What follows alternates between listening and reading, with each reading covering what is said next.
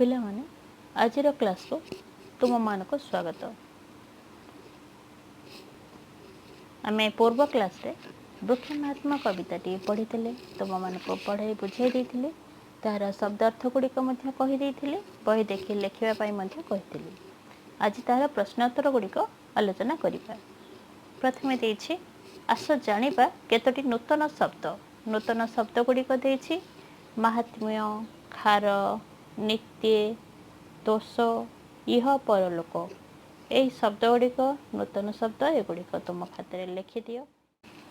ପିଲାମାନେ ବର୍ତ୍ତମାନ ପ୍ରଶ୍ନୋତ୍ତର ଗୁଡ଼ିକ ଲେଖ।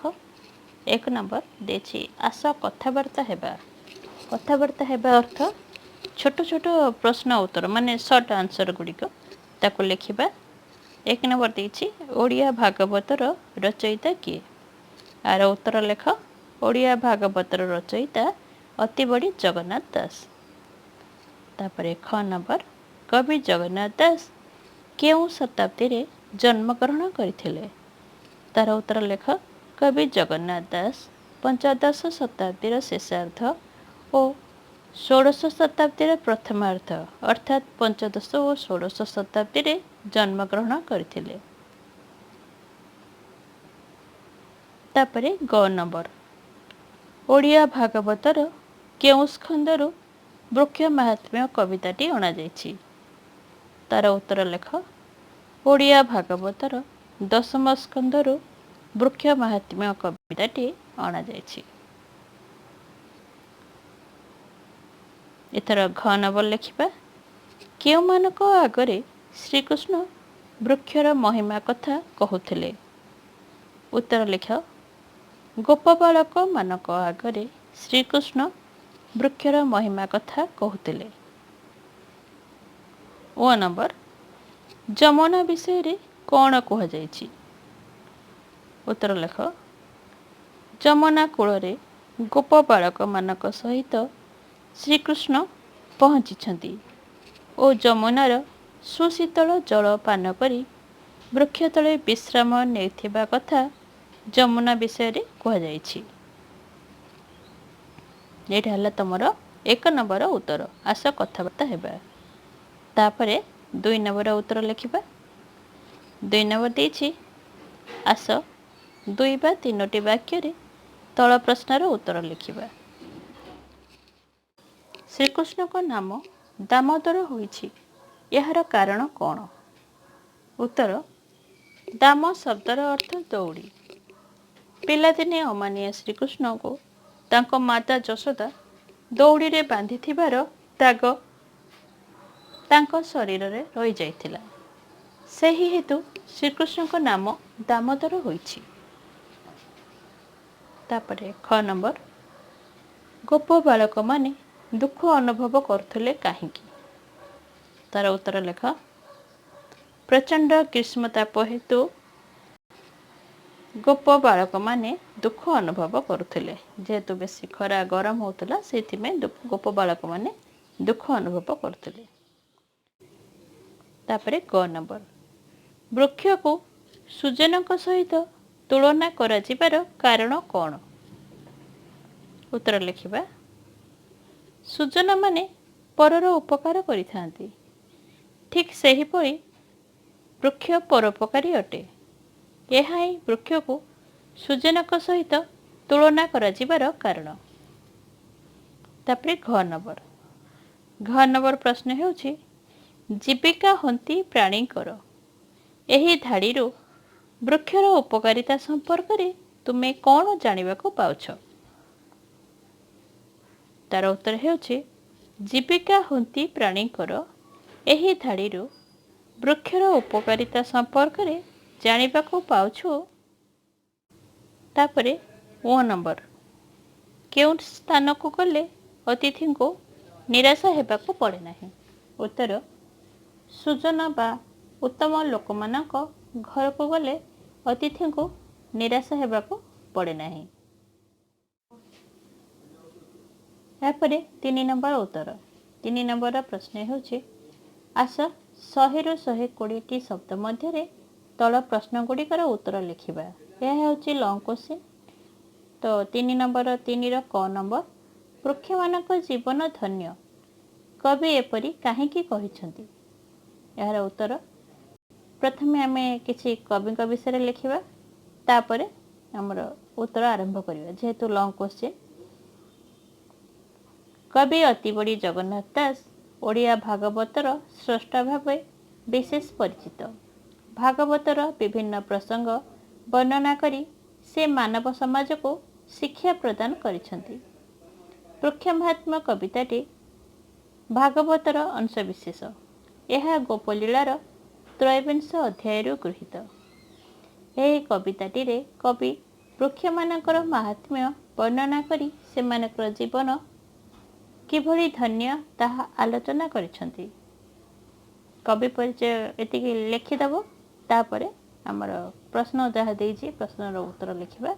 वृक्ष मानकर जीवन धन्य कहीं कवि एपरी कहिसेंती तार उत्तर लिखिबा। एकदा श्रीकृष्ण गोप बालक मानक सहित वनरे गोरु चराउथिबा बेले ग्रीष्मतापरू रक्षा पाइबा पई गोटिए वृक्षर सुशीतल छाया बसिछंती। से गोप बालक मानकु वृक्षर महात्म्य बुझाई कहिछंती। वृक्ष मानक परोपकारितार सूचना दे कवि श्रीकृष्ण को मुखरे सेमानक जीवन धन्य बोली कहिछंती। तापरे आ गोटे पैराग्राफ करिबा। वृक्ष सुजन मानक स्वभाव भली निजकु अन्य मानक सुख विधान पई समर्पित करिथाए। से शीत वर्षा ग्रीष्मर ताप निजे सह्य करी अन्य मानक सुख वितरण करे। प्राणी मानक जीवन धारणर सहायक होइथिबारु वृक्षर जीवन धन्य। कारण परोपकार साधन कवि विचार रे एक पुण्य कर्म। ए संसार रे जो प्राणी मन वचन और धन रे परर उपकार करे से ही धन्य। तार इहकाल और परकाल उभय धन्य हुए। कवि वर्णन रे मन वचन धन्य करी जे होए पर उपकारी दिन हरंती दुख सुखे से धन्य इह पर लोके। कविंकर कविता दुई धाड़ी लिखिदेव तापर लिखिब लास्ट पैराग्राफ। वृक्ष सर्वदा परर उपकार करे बा परोपकार करे। ता निकटरे काहारी प्रति कार्पण्य न थाए। कार्पण्य माने कृपण भाव कार्पण्य न थाए। से पत्र फूल फल छाई मूल बकल काठ खार अंगार भस्म अठा गृहोपयोगी कंटा इत्यादि देई पर उपकार करिथाए। तेणु तार एही त्याग पाई से धन्य। क नंबर प्रश्नर उत्तर एतिके लिखिब। तापरे ख नंबर आमर ख नंबर उत्तर लिखिबा। ख नंबर मध्य लॉन्ग क्वेश्चन। अविचारित भावे वृक्ष छेदन फल समाज रे की प्रकार क्षति घटुछि। उत्तर लिखिबा। प्रथमे सेपरी जेपरी तमे कर उत्तर रे क नंबर उत्तर रे प्रथमे कवि परिचय लिखिथिल ख नंबर उत्तर रे ठीक सेमती प्रथमे कवि परिचय लिखिबा। ओडिया साहित्य रे कवि जगन्नाथ दास जड़े भक्त कवि रूपे परिचित। तांका रचित भागवत ओडिया जातिर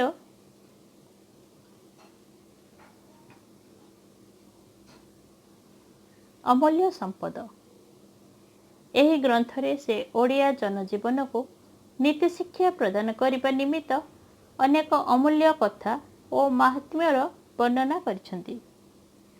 कविंक रचित भागवतर दशम स्कंद अंतर्गत एही प्रसंगटी वृक्ष महात्म्य कवितार प्राणकेन्द्र।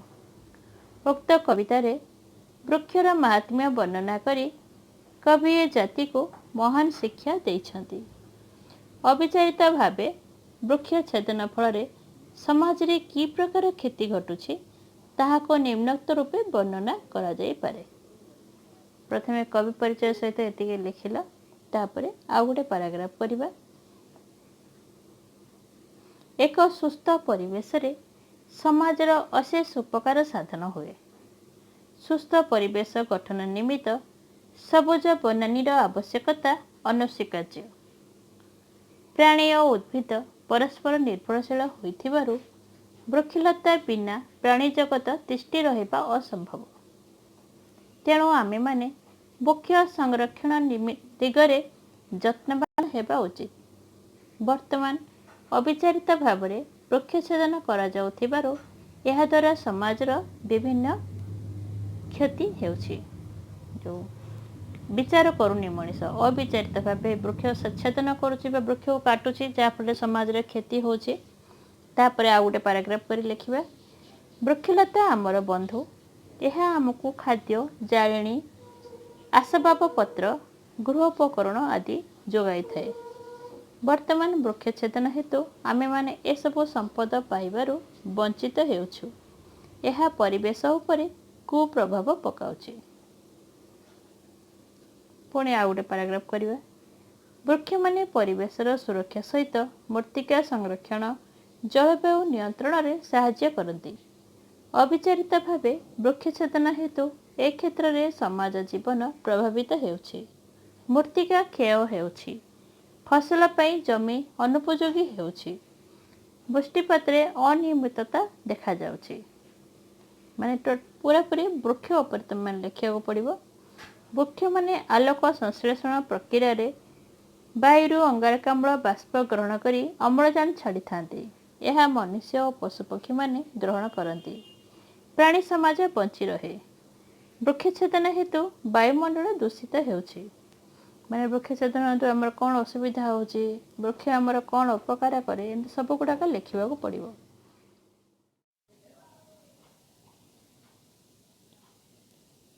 तापरे शेष पैराग्राफ लिखिबा वास्तविक अविचारित भावे वृक्षछेदन फल समाज रे अशेष क्षति साधित हेउछि। ए क्षेत्र में आमको सचेतन हेबाकू पड़िबो। एभली कार्यरू लोकमानकू निवृत्त करेबाकू हेबो। समस्तंकू सहयोगर हाथ बढ़ाइबा पई पड़िबो। वर्तमान ग नंबर लिखिबा। ग नंबर प्रश्न हेउछि वृक्ष माने परर उपकार किपरि करती। एटा ठीक से परी प्रथमे आमे कवि परिचय लिखि नबा। ओडिया साहित्य रे कवि जगन्नाथ दास का रचित भागवत एक लोकशिक्षा मूलक सृष्टि। मानव समाज को नानाविध उच्च भावमूलक शिक्षादान करिबारे कवि विभिन्न प्रसंग वर्णना करी भागवत को विशेष लोकप्रिय करिसंती। वृक्षर महात्म्य। वृक्ष महात्म्य कविताटी भागवतर अंशविशेष होइथिबारु एथिरे कवि वृक्ष माने किपरि भावरे परर उपकार करती से विषय अनेक कथा आलोचना करिसंती।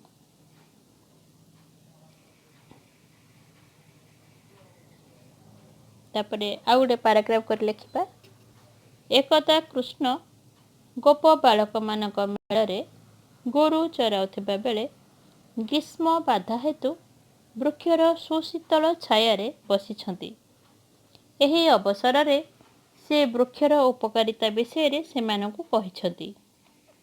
वृक्ष माने शीत वर्षा और ग्रीष्मताप को सह्य करी अन्य मानकु सुखदान करती। से माने पत्र फूल फल छाई मूल बकल काठ खार अंगार भस्म अठा और गृह निमित्त बाड़ उपयोगी कंटादान करती। कवि वर्णन रे तापर आम कवितार दुई धाड़ी आम लिखिदबा। एते प्रकारे सेवा करी नित्य ए पर उपकारी। कविंकर दुई धाड़ी लिखिदबा। तापरे पुणी लिखिबा वृक्ष मानकर उपकारर एभली महत्व को कवि सुजन मानक महत् गुण बोली कहिछंती। सुजन मानक गृह को गले अतिथि माने जेभली निराश हुअंती नहीं ठीक सही भली वृक्ष माने परोपकारी होइतिबारु काहारी को केबे निराश करती नहीं। शेष पाराग्राफ लिखिबा। उपरोक्त आलोचना अनुसार विचार कले वास्तविक वृक्ष माने परर उपकार करती। लव क्वेश्चन 3टा एपरी भाव लिखिबो जेपरी मु कहली आ स्क्रीन रे मध्य दे देछि तार फोटो वीडियो दे देछि देखि देखि लेख। दरकार पड़ले वीडियो टी को टिके पॉज कर रखिबो तापर लिखिबो पुणी अथरे प्ले करिकी पुणी लिखिबो। तापर लिखिबा आस कवितार पद पूरण करिबा। खार अंगार भस्म अठा तापर डैश देछि डैश लिखिबो गृह को साजी बाड़ कंटा एटी गार दे दीजिए। तापर ख नंबर धन्य जीवन एहांकर डट डट देछि एटी तार उत्तर लिखिबो जीविका हंती प्राणीकर। ग नंबर सेमती पत्र कुसुम फल छाई तापर लाइन छाड़ी देछि तार उत्तर लिखिबो मूल बकल दारु दे। तापर 4 नंबर देछि एही कवितारू भल लागुथुवा पद गुड़िक निर्वाचन करी आवृत्ति करिबा। परे करंती उपकार सृजन पाणिक व्यवहार। ख देछि सृजन घरे जेन्हे जाई अतिथि निराश न होई। ग नंबर मन वचन धने करी जे होए पर उपकारी। दिन हरंती दुख सुखे से धन्य इह पर लोके।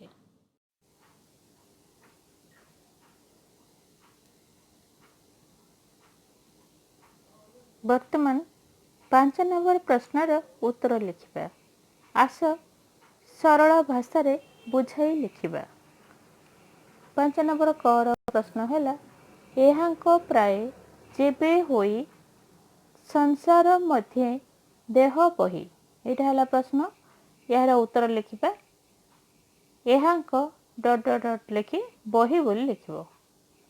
संक्षिप्त उद्धृतांशटी अति बड़ी जगन्नाथ दासଙ୍କ रचित वृक्ष महात्मा शीर्षक कवितारू गृहीत। उक्त प्रसंगरे कवि वृक्षर परोपकारिता विषय सूचना देइछन्ति। प्रथम पाराग्राफ रे एतिके लिखिबो तापरे आ गोटे पाराग्राफ आरंभ करिबो। लिखिबो सेतिरे श्रीकृष्ण गोरु चराउथिबा बेले वृक्षर छाया रे बसिछन्ति। से सेमानंको वृक्षर महात्म्य विषय रे विभिन्न कथा बुझाई कहिछन्ति। सुजन मानंको परोपकारिता भली वृक्षर महत् गुण रहिछि बोली गोप बालक मानंको कृष्ण जणाइछन्ति। सुजन मानंको गृह को गले अतिथि जेभली निराश हुअन्ति नाही ठीक सेही भली वृक्ष मानंको निकट को गले केही केबे निराश हुअन्ति नाही। परोपकारी वृक्ष पत्र फूल फल छाई मूल बकल काठ खार अंगार भस्म और अठा देइथाए। अठा आदि प्रदान करी निजर सेवा परायणतार परिचय देइथाए। प्राणी माने संसार मध्य रे देह धरी एही भली सेवा परायण हेबा उचित बोली कृष्ण गोप बालक माननकु कहिसंती। एतिक लेखिबो तापरे शेष रे आ गोटे छोट अधारीटे लिखिबो। प्रसंगटी शिक्षामूलक अटे। तापरे ख नंबर देछि। ख नंबर प्रश्न सेमति देछि मन वचन धन्य करी जे होए पर उपकारी दिन हरंती दुख सुखे से धन्य इह पर लोके। एटा हला प्रश्न। बर्तमान यार उत्तर लिखिबा। मन लिखिबो डट डट दबो पर लोके तापर आरंभ करिबा सरलार्थ। संक्षिप्त उद्धृतांशटी वृक्ष महात्म्य शीर्षक पद्यरू गृहीत। उक्त प्रसंगरे कवि जगन्नाथ दास परोपकारी जीवन किभली धन्य हुए ताहा वर्णना करछन्ति। एतिक लिखिबो गोटे प्रथम पैराग्राफ रे तापरे आ गोटे पैराग्राफ आरंभ करिवो। गोपाल बालक मानक मेल रे श्रीकृष्ण गोरु चराउथिबा बेले ବୃକ୍ଷର ସୁଶୀତଳ ଛାୟାରେ ବସିଛନ୍ତି।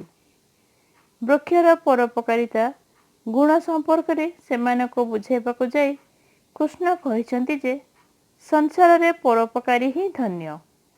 ଯେଉଁ ପ୍ରାଣୀମାନେ ମନ, ବଚନ ଓ ଧନରେ ପରୋପକାରୀ ହୁଅନ୍ତି ସେମାନେ ଦୁଃଖ ସୁଖରେ କାଳ କାଟିବା ସହିତ ଇହଜନ୍ମ ଓ ପରଜନ୍ମରେ ଧନ୍ୟ ହୁଅନ୍ତି।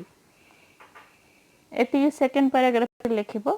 ତାପରେ ଶେଷରେ ଆଉ ଗୋଟେ ଛୋଟ ଲାଇନଟେ ଲେଖିବ। ପ୍ରସଙ୍ଗଟି ମହାନ ଶିକ୍ଷାମୂଳକ। ତାପରେ 6 ନମ୍ବର ଉତ୍ତର ଲେଖିବା।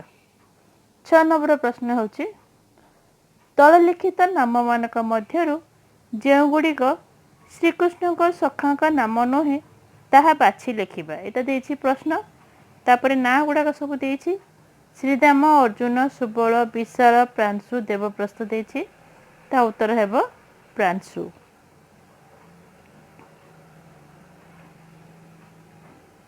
ଏହାପରେ 7 ନମ୍ବର ଲେଖିବା।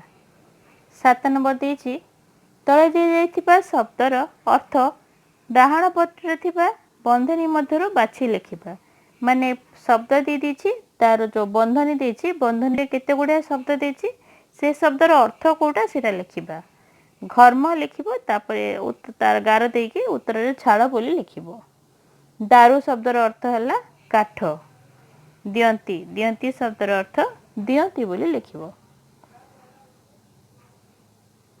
ତାପରେ 8 ନମ୍ବର ଆସ ନୂତନ ଶବ୍ଦ ଲେଖିବା। 8 ନମ୍ବର ଦେଇଛି ଦେଖ। ମହତ ଶବ୍ଦରେ ତ୍ୱ ପ୍ରତ୍ୟୟ ଯୋଗ କଲେ ଶବ୍ଦଟି ହୁଏ ମହତ୍ୱ। ସେହିପରି ନିମ୍ନଲିଖିତ ଶବ୍ଦମାନଙ୍କରେ ତ୍ୱ ପ୍ରତ୍ୟୟ ଯୋଗ କରି ନୂଆ ଶବ୍ଦ ଗୁଡ଼ିକ ଲେଖିବା। ଦେଇଛି ଶବ୍ଦ ଗୁଡ଼ାକ, ଶବ୍ଦରେ ତ୍ୱ ପ୍ରତ୍ୟୟ ଯୋଗ କରିବ। ଗୁରୁ ଯୁକ୍ତ ତ୍ୱ, ଗୁରୁତ୍ୱ। ବିଶେଷ ଯୁକ୍ତ ତ୍ୱ, ବିଶେଷତ୍ୱ। ସେମିତି ସବୁ ଗୁଡ଼ାକ ଲେଖିବ। ସତ୍ ଯୁକ୍ତ ତ୍ୱ, ସତ୍ୱ। କ୍ଷୁଦ୍ର ଯୁକ୍ତ ତ୍ୱ, କ୍ଷୁଦ୍ରତ୍ୱ। ଦୂର ଯୁକ୍ତ ତ୍ୱ, ଦୂରତ୍ୱ। ସ୍ୱ ଯୁକ୍ତ ତ୍ୱ, ସ୍ୱତ୍ୱ। ତାପରେ 9 ନମ୍ବର। 9 ନମ୍ବର ପ୍ରଶ୍ନ ଦେଇଛି କ'ଣ? ବନ୍ଧନୀ ମଧ୍ୟରୁ ଠିକ୍ ଶବ୍ଦ ବାଛି ପଦ ପୂରଣ କରିବା। ମନ ବଚନ ଡ୍ୟାସ୍ କରି କ'ଣ ଲେଖିବ ଉତ୍ତର? ମନ ବଚନ ଧନେ କରି। ଯେ ହୋଏ ଡ୍ୟାସ୍ ଉପକାରୀ, ଯେ ହୋଏ ପର ଉପକାରୀ। ତାପରେ 6 ନମ୍ବର। ଶୀତ ବରଷା ଡ୍ୟାସ୍ ଦୁଃଖ। ଶୀତ ବରଷା ଘର୍ମ ଦୁଃଖ। ସହି ଡ୍ୟାସ୍ ଦିଅନ୍ତି ସୁଖ। ସହି ଆମ୍ଭଙ୍କୁ ଦିଅନ୍ତି ସୁଖ। ଲେଖିବ ଉତ୍ତର। ତାପରେ 10 ନମ୍ବର। 10 ନମ୍ବର ଦେଇଛି ରେଖାଙ୍କିତ ଶବ୍ଦ ଗୁଡ଼ିକର ଅର୍ଥ ପାଖ କୋଠରୀରେ ଲେଖିବା। ମାନେ ଯେଉଁ ଶବ୍ଦ ଦେଇଛି, ଯେଉଁ ଗାର ଦେଇଛି, ତାର ଅର୍ଥ ଆମେ ଲେଖିବାକୁ ପଡ଼ିବ। ଉତ୍ତର ଲେଖିବ ନିଦାଘ ରବି ତେଜ ଲାଗି। ଲାଗି ଅର୍ଥ ହେଉଛି ଦେହରେ ଲାଗିବା, ସଂସ୍ପର୍ଶରେ ଆସି। ଝୁରୁଛି ମୁହିଁ ପୁତ୍ର ଲାଗି। ଏଠି ଲାଗିର ଅର୍ଥ ହେଉଛି ନିମିତ୍ତ ନହେଲେ ପାଇଁ। ତାପରେ 6 ନମ୍ବର ଉତ୍ତର ସେମିତି। ମିଳିଲେ ଯମୁନାର ଲାଗେ। ଲାଗେ ଅର୍ଥ କୂଳରେ ବା ନିକଟରେ। ସଞ୍ଚିତ ଧନ କର୍ମ ଲାଗେ। ଏଠି ଲାଗେର ଅର୍ଥ ହେଉଛି ପ୍ରୟୋଜନ ହୁଏ ବା କାମରେ ଲାଗେ। ଯେଉଁଟା ବି ତମେ ଲେଖିଲେ ହବ। ତାପରେ 11 ନମ୍ବର। 11 ନମ୍ବର ହେଲା ପ୍ରତିଶବ୍ଦ ଲେଖିବା। ପ୍ରତି ଯେଉଁ ଶବ୍ଦ ଗୁଡ଼ା ଦେଇଛି, ଶବ୍ଦର ପ୍ରତିଶବ୍ଦ ଗୁଡ଼ାକ ଲେଖିବା। ରବି, ରବିର ପ୍ରତିଶବ୍ଦ ହେଲା ଭାନୁ ଆଉ ତପନ। ବୃକ୍ଷ, ବୃକ୍ଷର ପ୍ରତିଶବ୍ଦ ହେଲା ତରୁ, ବିଟପି। ପୁଷ୍ପ, ପୁଷ୍ପର ପ୍ରତିଶବ୍ଦ ସୁମନ, କୁସୁମ। ପଲ୍ଲବ, ପଲ୍ଲବର ପ୍ରତିଶବ୍ଦ ହେଲା ପତ୍ର ଆଉ ଦଳ। 11 ନମ୍ବର ସେମିତି କିଛି ଲେଖିବାର ନାହିଁ। ତୁମ ପାଇଁ କାମ ଯେହେତୁ ଦେଇଛି, ଏଇଟା ତୁମେ ନିଜେ ପଢ଼ିବ। ଓଡ଼ିଆ ଭାଗବତ ସମ୍ପର୍କରେ ତଥ୍ୟ ସଂଗ୍ରହ କରି ତୁମ ସାହିତ୍ୟ ଶିକ୍ଷକଙ୍କୁ ଦିଅ। ଏଇଟା ତୁମେ ନିଜେ ପଢ଼ିବା ପାଇଁ ଦେଇଛି। ତୁମ ପାଇଁ କାମ ଯେଉଁଟା ଦେଇଛି, ଏଇଟା ତୁମେ ନିଜେ ପଢ଼ିବା ପାଇଁ ଦେଇଛି। ଜଗନ୍ନାଥ ଦାସଙ୍କ ରଚିତ ଓଡ଼ିଆ ଭାଗବତକୁ ପଢ଼ିଲେ ଜାଣିପାରିବ।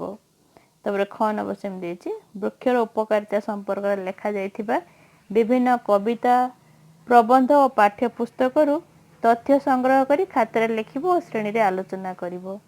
एगुड़ा सब तुम निजे पढ़ो लिख तुम कम एटा किसी प्रश्न उत्तर लिखा दरकार नहीं तुम कम एटा देछि पिला माने आजिर क्लास रे एतिकी आजिर प्रश्न उत्तर गुड़िक जहाँ मु आलोचना कली से गुड़िक तुम मैंने शुणब एवं दरकार पड़े भिडियोटी को टिके पॉज कर रखी से गुड़िक देखिकी मध्य लिखिपर ना शुणी शुणी लिख। आजिर क्लास टी किपर लगे निश्चय जनइब। धन्यवाद।